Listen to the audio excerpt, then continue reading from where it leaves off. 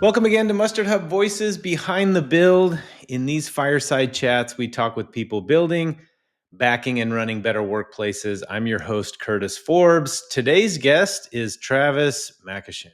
Travis McAshan is founder and CEO of Glide, an Austin-based digital agency that creates impactful, user-centered web experiences. And with nearly 20 years in the industry, he leads a team focused on ethical design and strategic innovation for startups and nonprofits.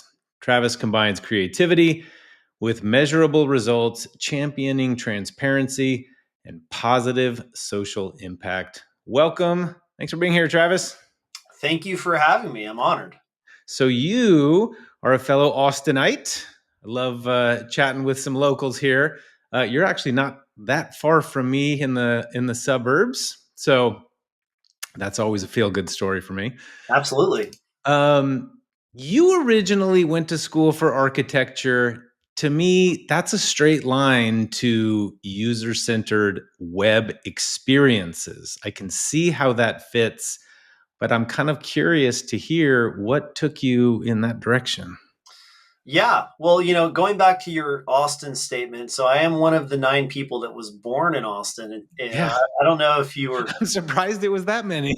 you know, that are still here. But anyway, yeah. So um, I loved all things design. I mean, from the age of 4, I wanted to be a professional surfer and an architect. And Oh, okay. I don't know why I picked those two things, but my brain has always been the perfect balance of left and right since I was 4.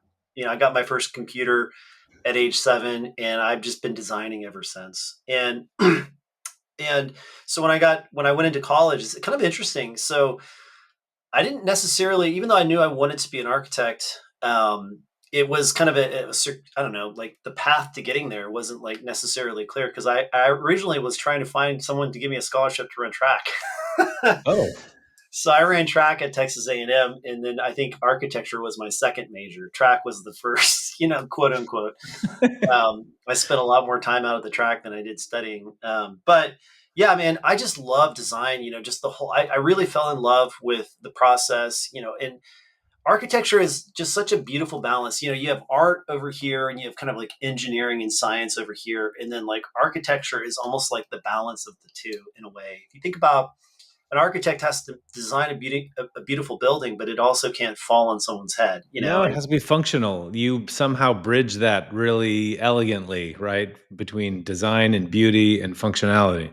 Exactly. And so I always, as I left the architecture world and moved into, the digital space, there's just this concept of a spectrum of like the esoteric to the mundane, and on the farthest end, the art is the experience. And then on the most mundane end, it's like, I don't know, a government website or something, so Yeah. it's just pure utility. And so I think that the goal is that every industry, every experience is on that spectrum. And but I think that the transition that I made my senior year in architecture, I I went to the dean of the college and I said, "Hey, look, man, I don't want to be an architect. I'm passionate about computers. I'm passionate about digital. Texas A&M didn't have a liberal arts major, so I said I made up my whole own curriculum for my senior year, and I asked the dean of architecture to approve it. And it was all computers. So it was like digital design and VRML, which is 3D for the web. I mean, it's like all kinds of cool, crazy stuff back in the late, mid 90s or 2000s. Um, and he approved it. And so my senior year, even though I got my degree in environmental design of architecture, I was really already pushing toward graphic design, web design, HTML and things like that, even back then. And so out of college, my first job was a graphic designer at an internet startup. And so, to me, architecture is the perfect kind of metaphor because it's the use of space, it's wayfinding, it's usability, it's user centered. And all of these things translate equally to the web. And, absolutely, when you think about uh, Jesse James Garrett, who wrote The Elements of User Experience in the year 2000, he talks about the layers of user experience, starting with starting with strategy, where you're, what are the business objectives? What are the user Yeah. needs? And then you kind of layer up from there. Okay, now you get into kind of scope, and then you get into structure. So scope would be content requirements and, functionality requirements, and then you get into the structure, which is the information architecture, and so you have these planes that kind of build upon each other, and they all align with almost the process that you would build a building, Yeah. or Yeah. something That's like what I can hear as I'm listening to you. Also doesn't surprise me that you convinced him to approve that. Having the several chats with you so far, getting to know you a little bit as I have, um, you you sell, I mean, you sell yourself well. I could totally see you walking up to him as a 20-year-old, 21-year-old and being like, here's what I got and here's why I think it works, so let's that. roll with this. And he was probably like, I'll rubber stamp it for you. Yeah, yeah. I um mean, it's funny. I guess the hubris of thinking that I just assumed he was going to approve it. So, yeah.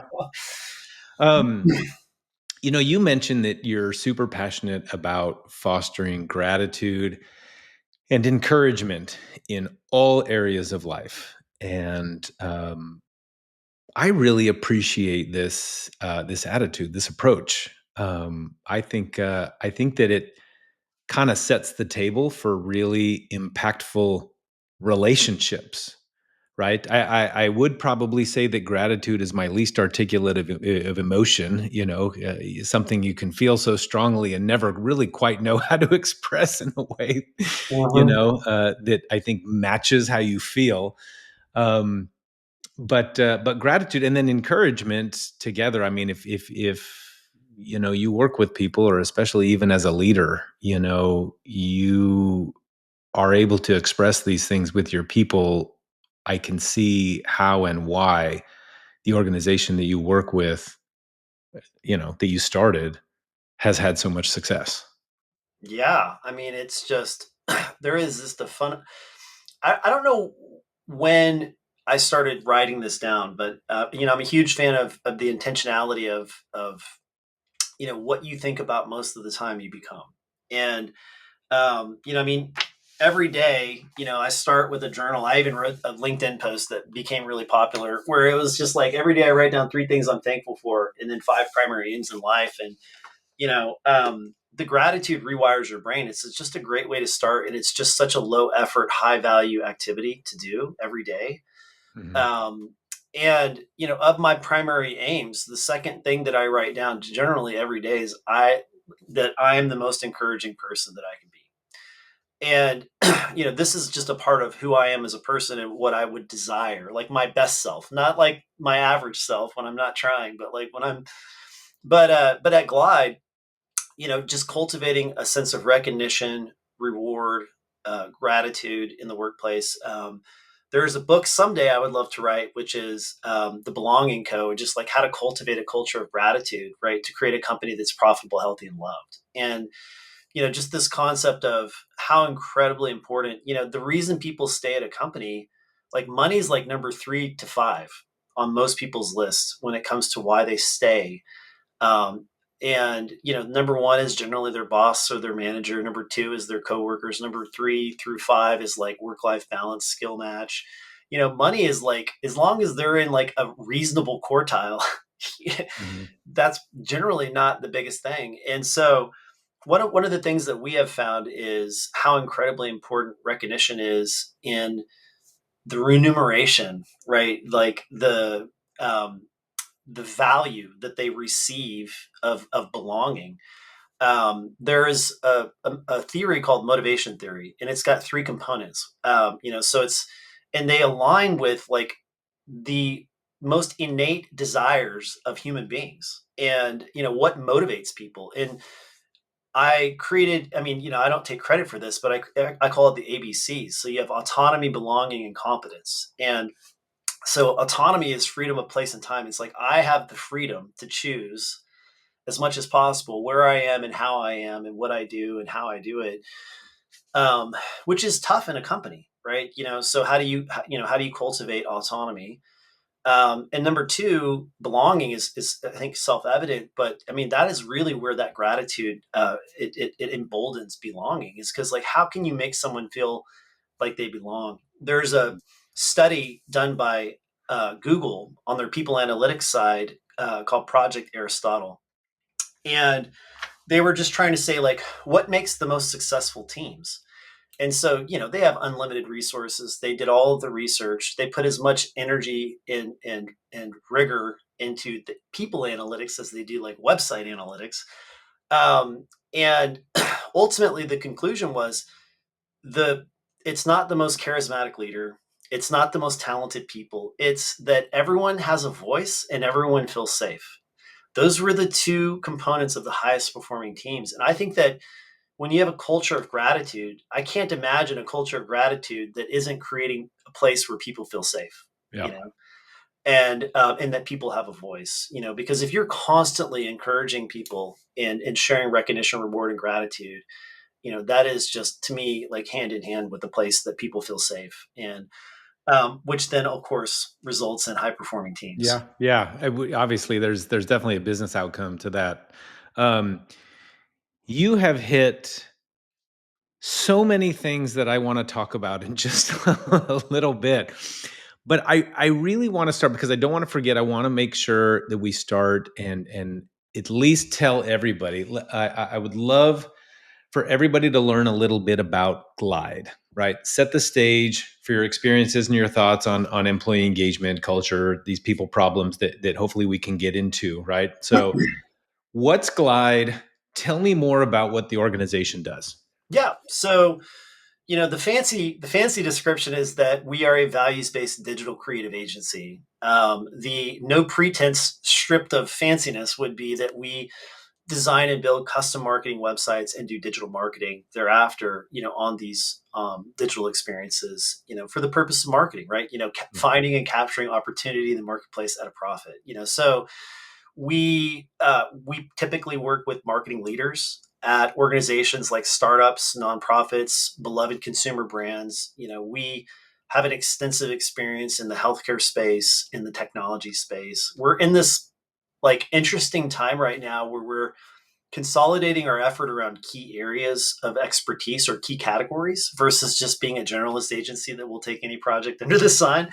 And so really kind of focusing on the areas where we have extensive positive experience that has netted great results that we can showcase, and yeah, I mean, our deepest passion, our POV, the way that we look at the world is, I always kind of say that you could describe Glide with three words. It would be purpose, beauty, and results. So purpose is the air we breathe. And, as a purpose-led organization, a certified B Corp member of 1% for the planet, maybe people don't know what either of those two things are, but just using our business as a force of good.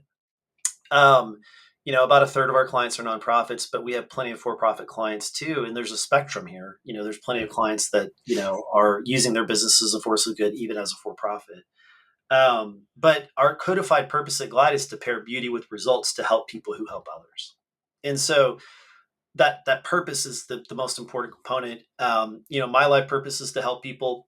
The company is just an extension of that. One of my favorite books of all time by Michael Gerber, The E-Myth, he said, hey, look, don't go find a job or a career. Figure out what you want your life to be, and then go and find a career that will support that. And it was this life-changing Yeah. moment for me because like up until then, I was just trying to create what I thought the market wanted. But you have to reconcile, Ken Blanchard wrote a book, Raving Fans, and he talks about this concept of like, figure out what you want, figure out what your clients want, and then reconcile the two. You can't just do one or the other, Yeah. And so I think that really helped me, find that North Star of purpose.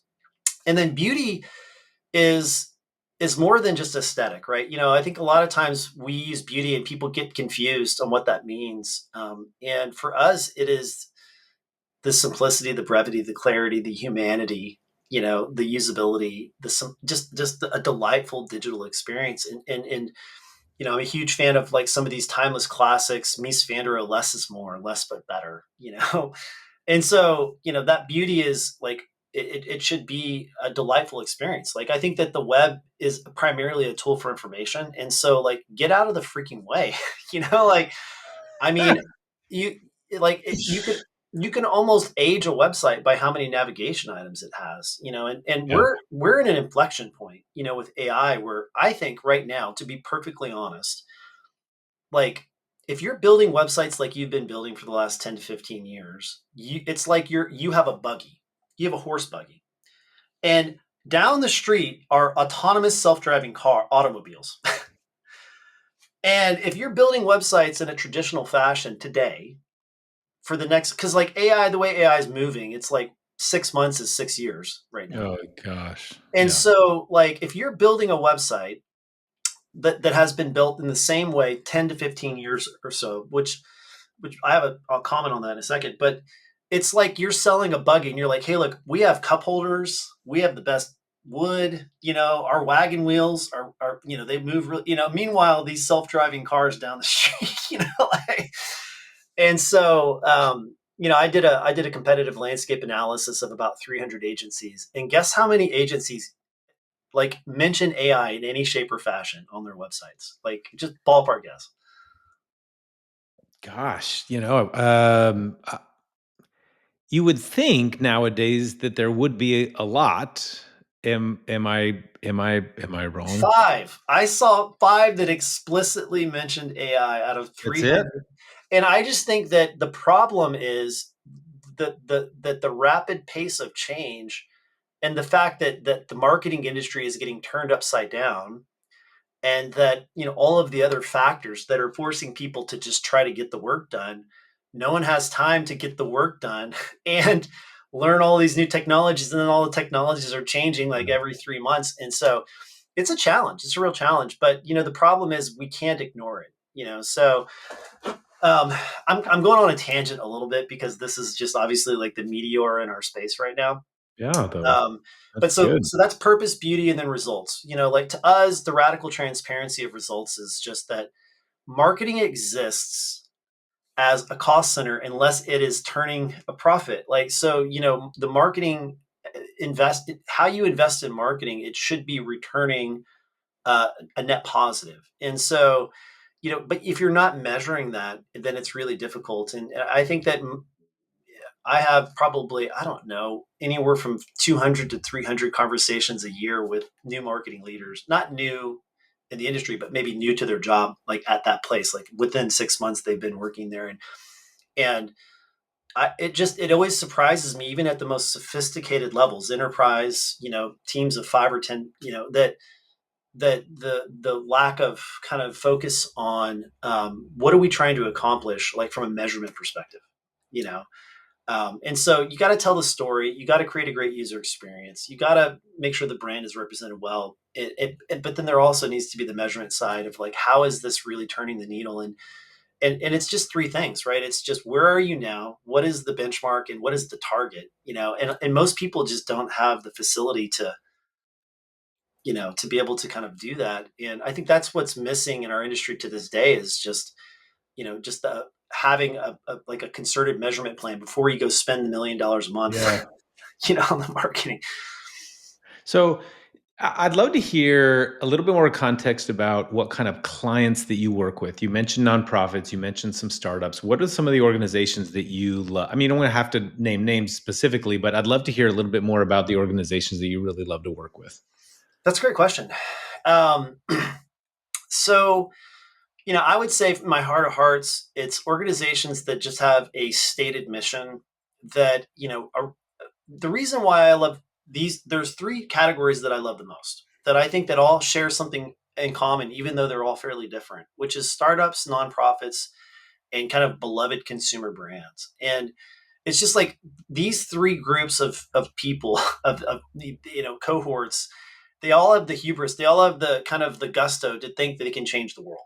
You know, Yeah, they're trying to move mountains to some degree. and so you look at startups, and it's always this idea, like an entrepreneur. One of my favorite definitions of an entrepreneur is, there's a better way. Like, the reason why most startups exist is because they look at the market and they say, there's got to be a better way to do X. And I have the crazy belief that I can do it. And I've convinced a lot of people to support me in doing this. Those are Fiduciary. startups.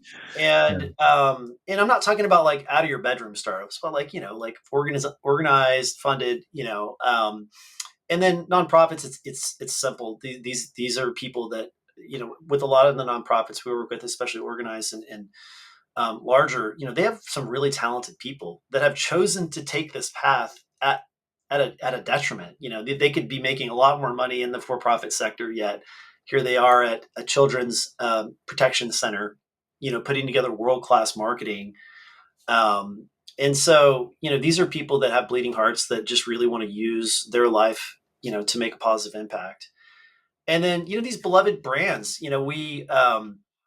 it sounds funny, but like, and we're in central the United States, in Austin, Texas, and Torchy's Tacos. So it's a beloved taco brand. A lot of people love their tacos, so I look at this as like, there's people that, will just, die to drive hundreds of miles to get a Torchy's Tacos, or, Yeti coolers, right? There's people that have gotten tattoos of Yeti cooler, or got married standing on top of a Yeti cooler.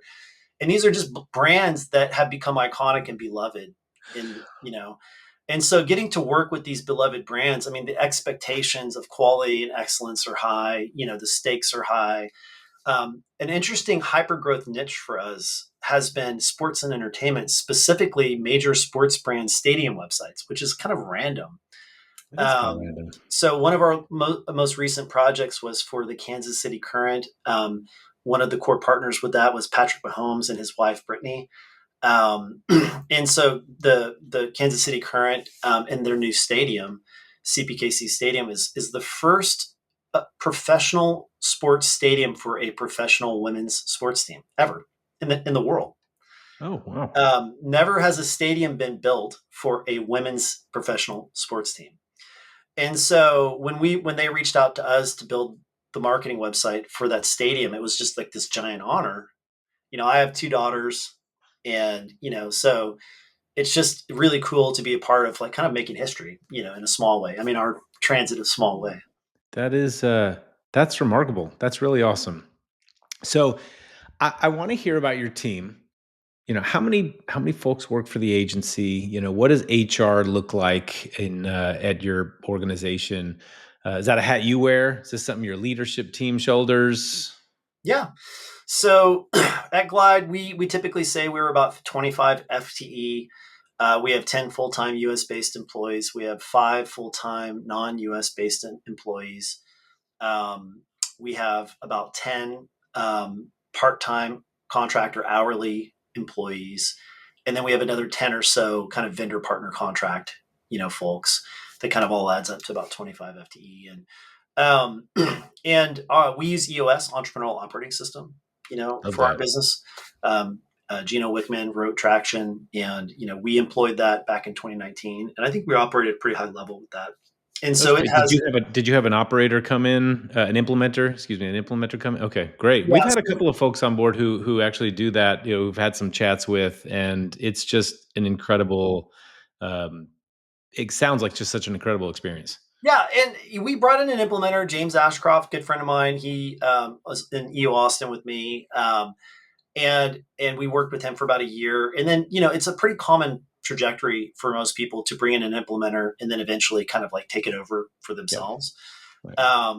And I have a deep passion for business strategy. I am like an avid reader, so I'm typically trying to read about 25 books a year, and they're all nonfiction, and like at least half are generally about business strategy. And so I just love everything that Brene Brown, Jim Collins, Pat Lencioni, all of these great business authors, um, Gino Wickman, and so I'm kind of passionate about doing it myself. In fact, I've even moonlighted and done EOS for other agencies just for fun, Oh, you wow. know. Just for fun.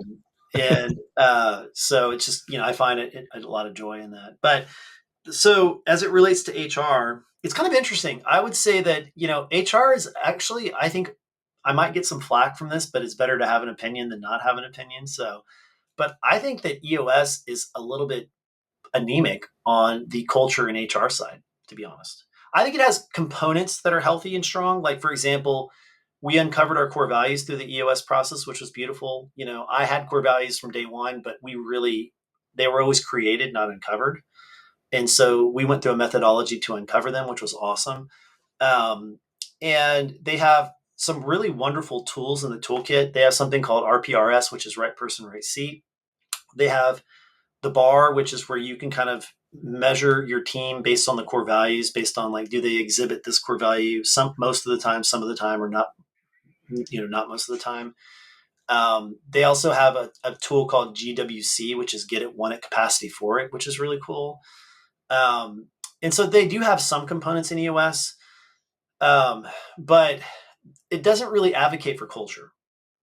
So these are tools to kind of measure, are people following the core values that you created, but they don't help you like instantiate and live by these core values. And I will say that the other tool in the toolkit of EOS is something called the state of the company, which is a quarterly meeting that you have to kind of share. I'm a huge fan of Brad Montague. He was the founder and creator of Kid President and other pretty cool stuff. And I heard him speak recently at a conference, and he said, great leaders are having two conversations all the time, which is, who are we? Who are we and where are we going? Or this is who we are and this is where we're going. I think that's the way he said it.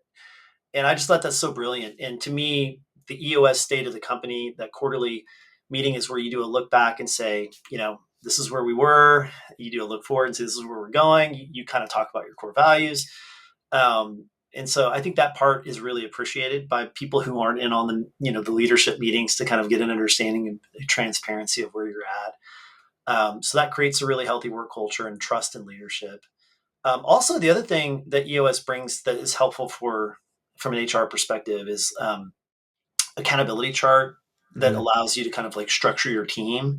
So there's clear lines of communication. And the beauty of an accountability chart, if people that are listening to this right now aren't familiar, like it's different than an organizational chart. When you sit down and write an organizational chart, it's like you just put everybody's names on a wall and then you rearrange and connect them, right? But an accountability chart, it's like if the building burned down and you moved across the street and you started your business from scratch with no employees, but at the same size it was at before, what are the seats that would need to be in that company to make it successful? And when you remove people from the equation, you're going to end up with something different, and it's just so powerful. The other thing that it does is it creates these wonderful moments where it's like, hey, such and such is not getting done, and you just literally just follow the accountability chart up the chart to the person that's like, okay, well, you were accountable, and then people are like, wow, I didn't realize I was accountable for this, because that's like their problem. Well, if you look at the accountability chart, it all rolls up to you. And so I think it's been a really valuable part. And it also just helps to me clarify everything. It clarifies the tools you use. It clarifies your P&L. It clarifies how you organize your like Google Drive, Yeah. And so it's just a really beautiful thing. And from an HR perspective, it really eliminates the like, who's my boss? Who do I report to? Right, right, Like right. Do all you that. does having a really distributed team, does it offer any kind of additional challenges when it comes to that stuff? Yes. Yeah, I definitely think so. I mean, I think that it's interesting. So there is a component where I used to think that being remote and distributed was a huge deficit to being a professional organized company. I remember kind of pre-COVID, if you're on a sales call and you're remote and you don't have an office and the dog barks in the background, you know, the jig is up. We're not Right, professional, right, right. and obviously post COVID, being working from home, being remote has been completely normalized as just a way of being. But so like I used to have this kind of fear that, well, you can't have a healthy you can't have an award winning culture in a remote company. It's not possible because you're not together physically. Um, and I remember reaching out to John Ekman. At the time he was the CEO and founder of 10 Up. They've recently merged with another agency, um, but at the time they were about 10 times larger than us. So if we had 25 people, they had 250 people. Whatever.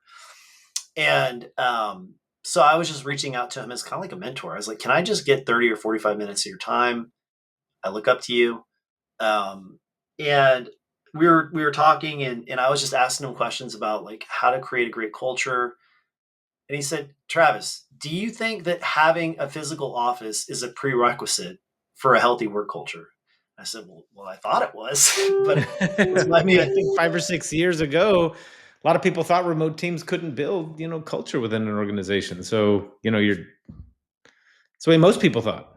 yeah. And so like his answer was that the thing that flipped the switch in my brain that made it crystal clear was like, there are plenty of companies, probably more than less, that have toxic work cultures and they have physical presence.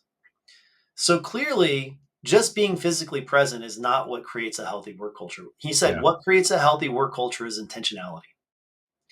Do you want to have a healthy work culture? You have to deeply desire it because it's a hard thing to create. So that just changed everything for me. I Yeah. think that was in like 2019.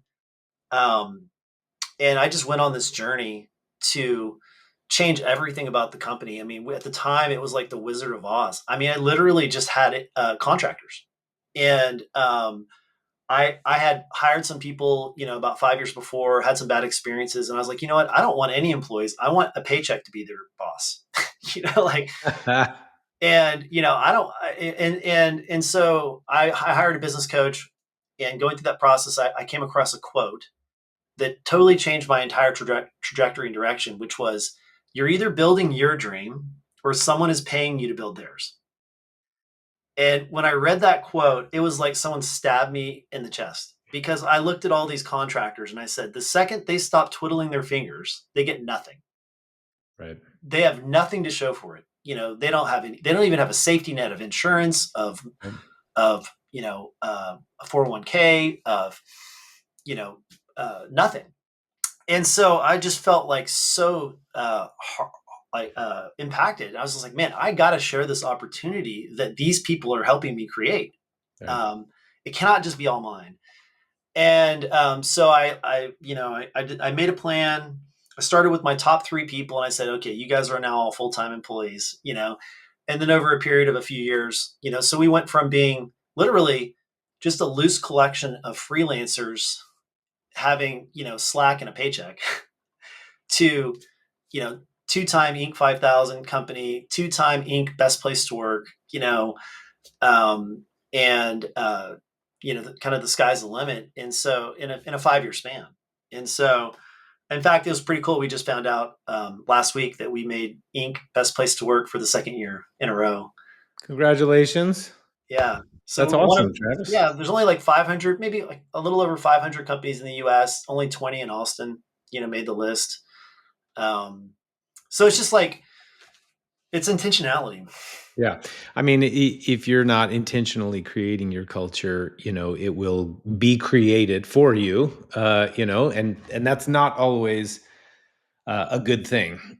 So I can totally appreciate that. So, Absolutely. um, how would you describe the culture at Glide? That's a good question. It's funny, when I was thinking about this, I was kind of writing a LinkedIn post to share, some of this of our journey, and it's it's kind of like the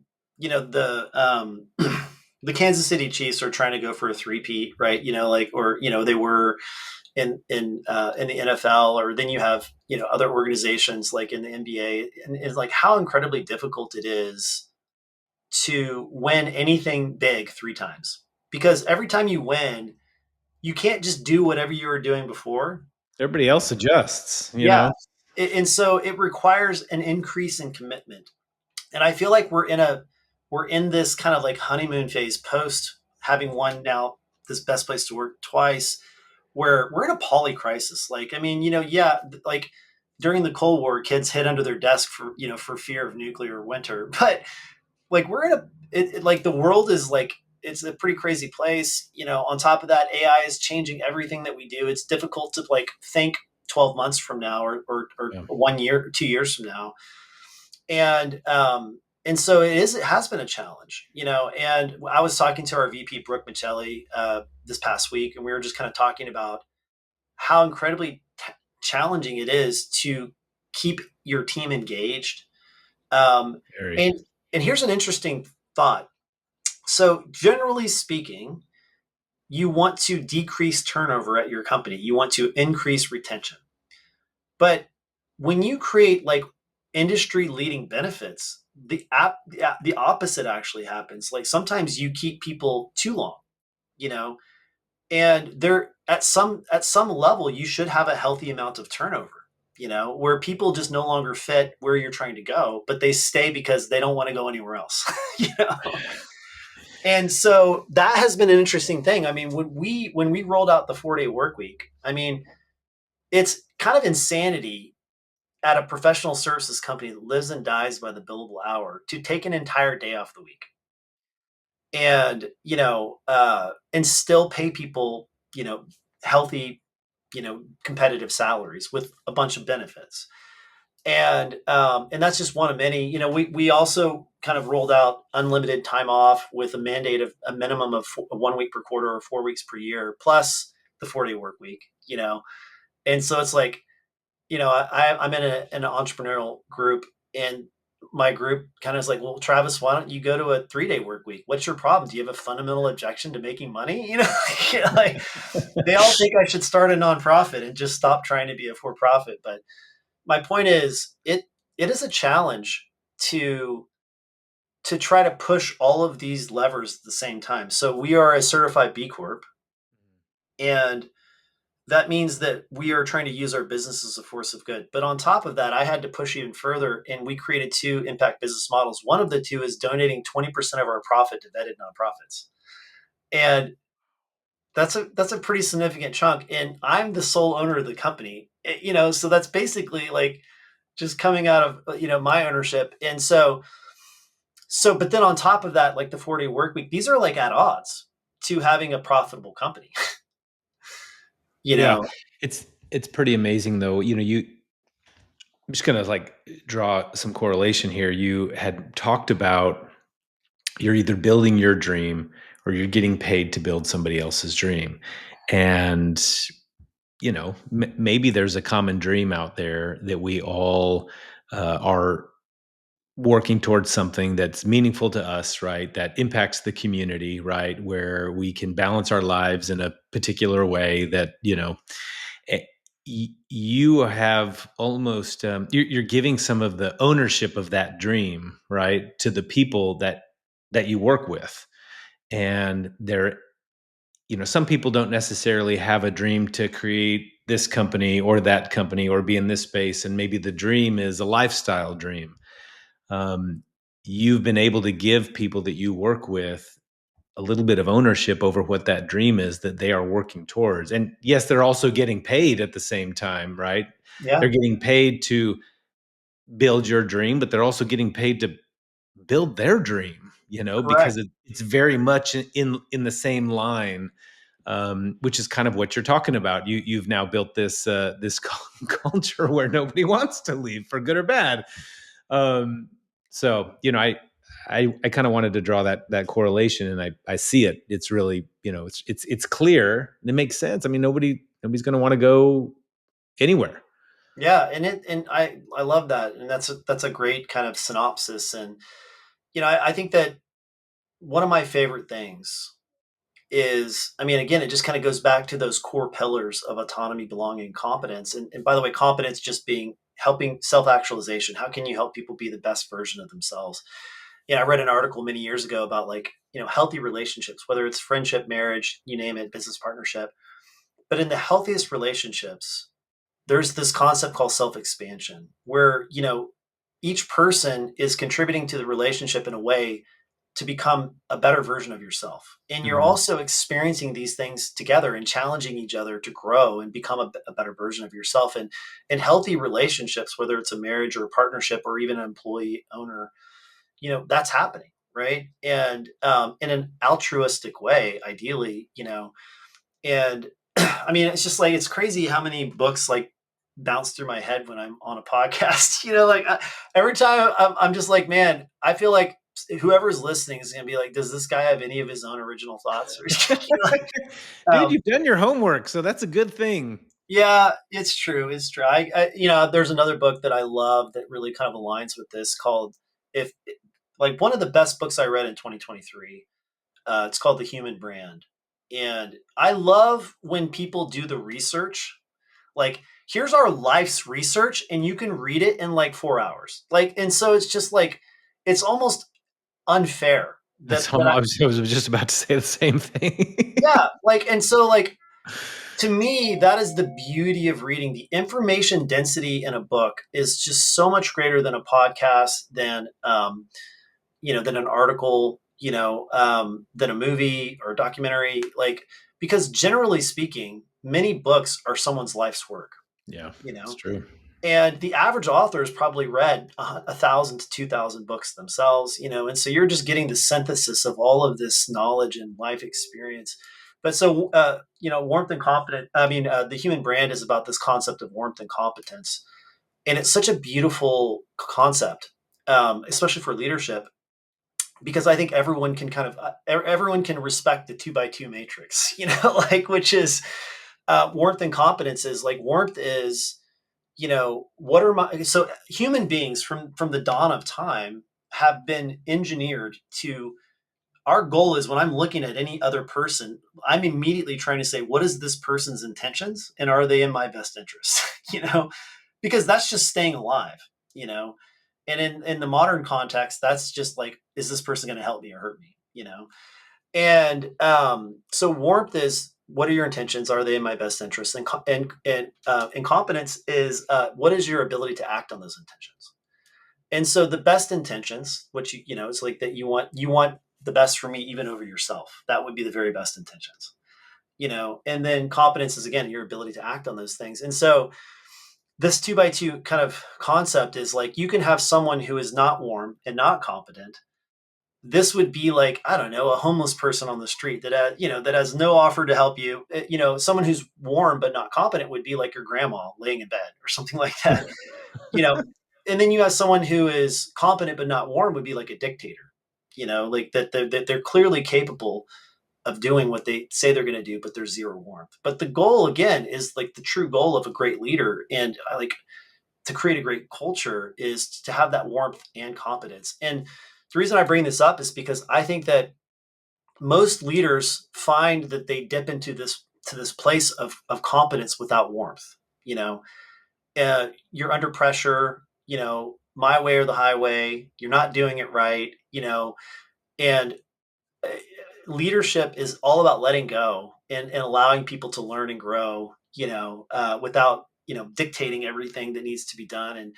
And I think that I have been guilty of this a lot over the years. And it's just finding a way to be both warm and competent. Like, so it's like the criticism sandwich, like the perfect example of warmth and competence, right?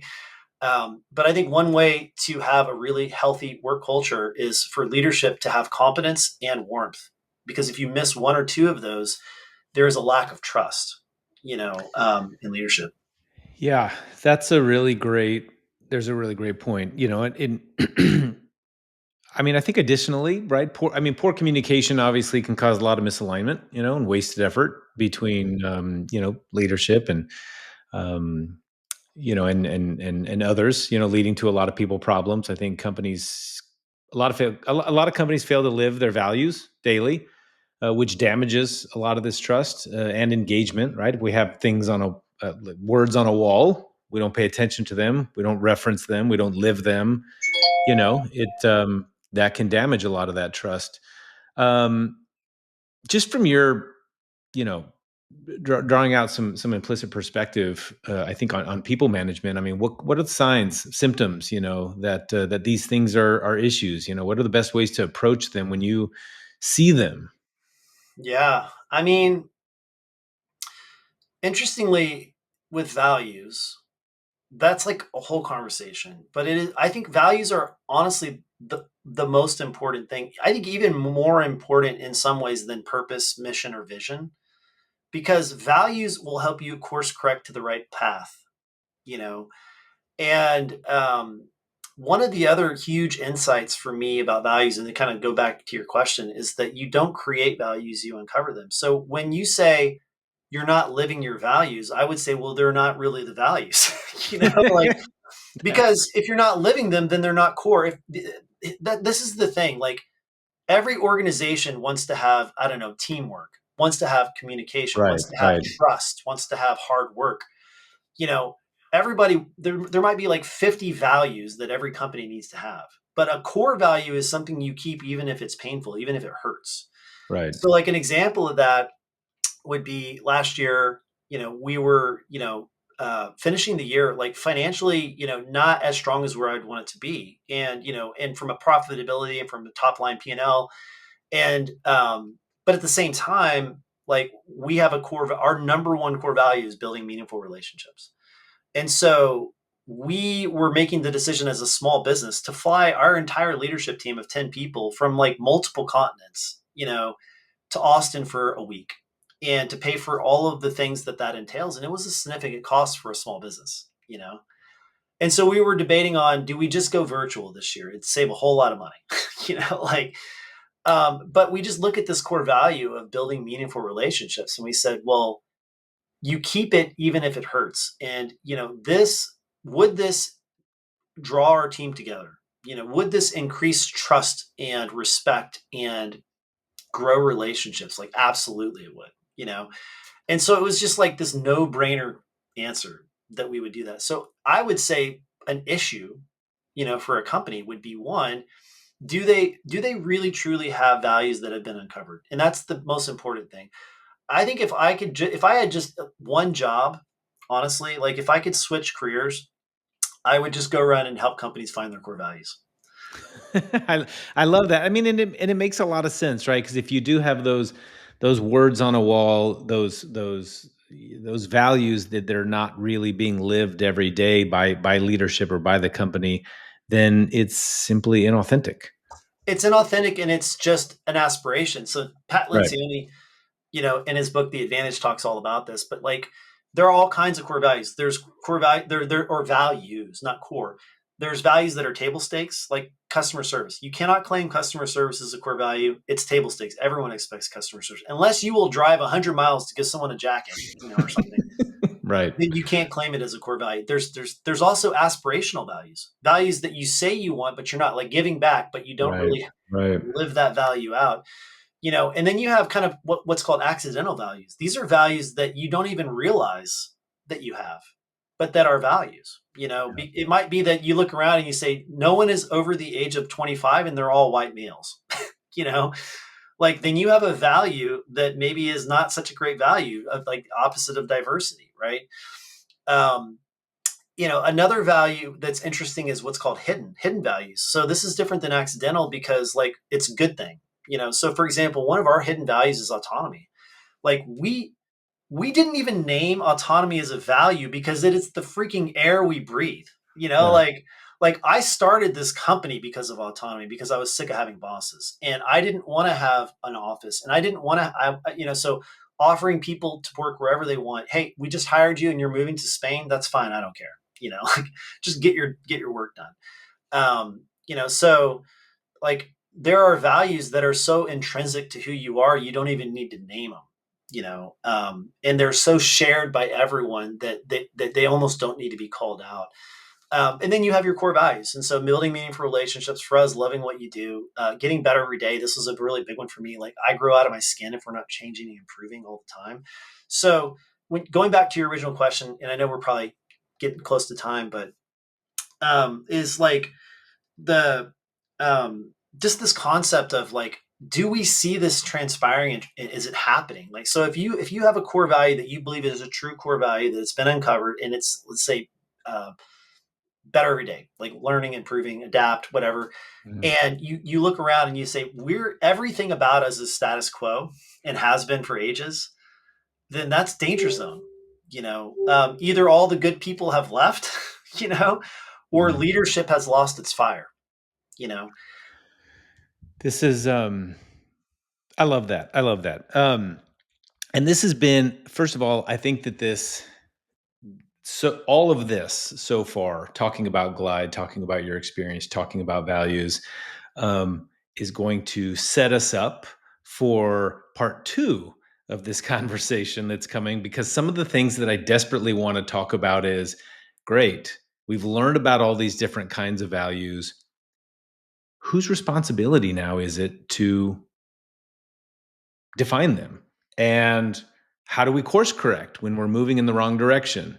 And, how often do we see people problems or issues, right? That maybe we perceive to be, sales, ops, marketing, tech, that are actually people problem. I want to talk about tech. I want to talk about how we can use those kind of things to help build our culture. Obviously, there's a lot of data out there, right, that we can draw from ops to marketing, but also Yes. to HR and people. And are we measuring things that maybe aren't really giving us the information that we need, right? So how are we measuring or using this data, to make better people decisions and then give advice to some leaders? So you've definitely set the stage for part two of our conversation. So I'm grateful for today. This by itself has given, I think, a lot of